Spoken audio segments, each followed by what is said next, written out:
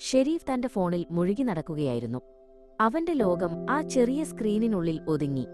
അവൻ ചുറ്റുമുള്ളതൊന്നും ശ്രദ്ധിച്ചില്ല. അപ്പോഴാണ് അവൻ ഒരു വൃദ്ധയായ സ്ത്രീയെ കണ്ടത്.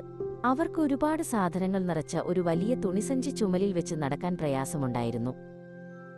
ഷെരീഫ് ആദ്യം അവളെ ശ്രദ്ധിക്കാതെ മുന്നോട്ട് നടന്നു.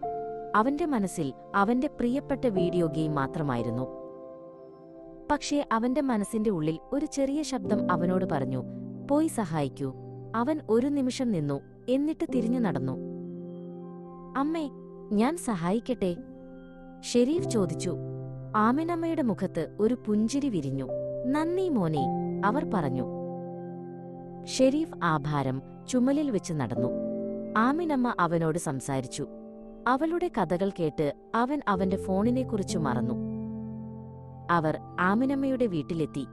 അവർ ഷെരീഫിന് ഒരു ഗ്ലാസ് നാരങ്ങാവെള്ളം കൊടുത്തു. നിന്റെ നന്മയ്ക്ക് ഞാൻ നന്ദി പറയുന്നു, അവർ പറഞ്ഞു.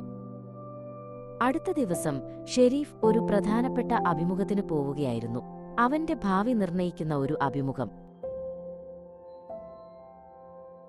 അഭിമുഖം നടത്തുന്നയാൾ ആമിനമ്മയുടെ മകനായിരുന്നു. നിങ്ങൾ എന്റെ അമ്മയെ സഹായിച്ച ചെറുപ്പക്കാരനല്ലേ? അയാൾ ചോദിച്ചു. ഷെരീഫ് അത്ഭുതപ്പെട്ടു.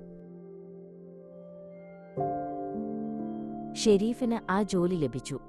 അവന്റെ ചെറിയ നന്മ വലിയൊരു വിജയത്തിന് കാരണമായി. അവൻ പഠിച്ചു, ഫോണിനേക്കാൾ വലുതാണ് മനുഷ്യബന്ധങ്ങളും നന്മയുമെന്ന്.